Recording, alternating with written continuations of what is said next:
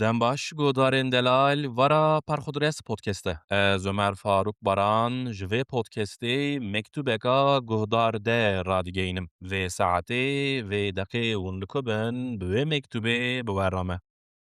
Gava pir bêriya yekî bikim, nikarim rakevim. Bi şev şiyar dibim, serê sibê zû radibim, nikarim rakevim. Îro jî bi xewa heram roj bi berbangê ra dest pê dike. Bi berbangê ra çavên xayên ji xwe negirtî vedikim. Bo çavên xwe zêdetir vekim, diçim mutfaxê û qehweya xwe ya serê sibê. Ji mutfaxê dibînim huzûrek heye li derve. Dixwazim ew huzûr bikeve hundir, deriyê mutfaxê vedikim. Bi baranê re hatiye huzûr. Wê bêhna wê ya wekî ya çîçekan dikişînim hundirê xwe. Çavê min li şala min li ser masê dikeve. Baranê ew şipşil kiriye. Baxçeyê mala min e, serê sibê ye, lê dîsa jî derdora xwe kontrol dikim. Kes tune. Şala xwe ya şil, şipşil davêjim stûyê xwe. Sarbûna wê, şilbûna wê min mest dike. Qehweya xwe vedixwim, piçek bîr dikim bêrîkirinê. Şala xwe li şûna wê datînim û diçim spora xwe ya berî karê min dest pê bike. Bi sporê, bi endorfîna tê bedena min bêrîkirinê piçek din bîr dikim. Vedigerim rûtîna xwe.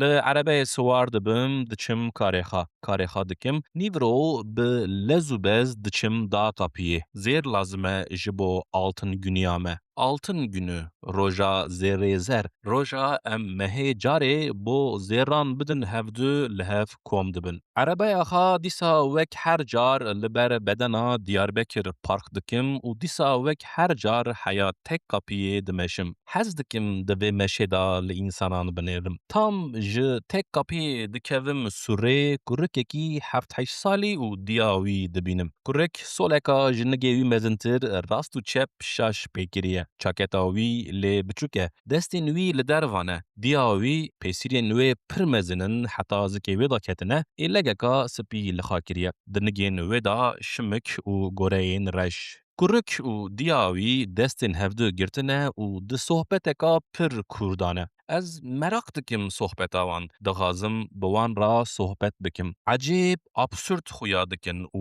ez ji samîmiyeta tiştên ecêb û absûrd hez dikim. Di ber min ra derbas dibin kurek û diya wî. Ez jî dewam dikim, dimeşim, diçim çarşiya zêran. Zêrê tam dipirsim û bi xwe hesab dikim zêrê nîv û nîvê nîv. Zêr daketiye hinekî. Zêrê xwe dikirim û vedigerim. Di vegerê da dea dikim. Dixwazim kurek û diya wî bibînim dîsa lê tune ne. Vedigerim karên xwe diqedînim. Diçim altın günîya xwe û di wir ra diçim malê derengê şevê. Derbasî mutfaxê dibim û deriyê mutfaxê vedikim. Hewa sar e. Şala min li şûna xwe ye, şil e hîn. Dizanim şev e, dizanim kes min nabîne, lê dîsa kontrol dikim derdora xwe û şala xwe ya hîn şil davêjim stûyê xwe. Mûzîkeka tehsîn taha vedikim ji telefona xwe. Ji çavên min hêsirek tê. Li şala xwe, li halê xwe dinêrim. Çend hêsirên din tên ji çavên min. Sankî ew kurek û ew dayîka nîvro min dîtibûn, sankî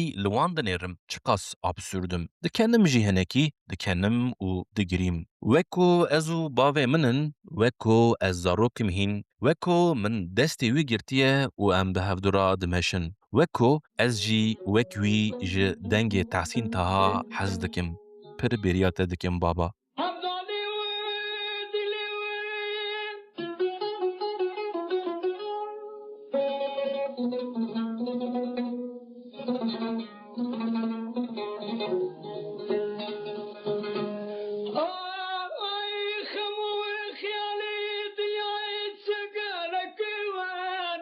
هاي بيجي هاي بيت تحكي هاي هواي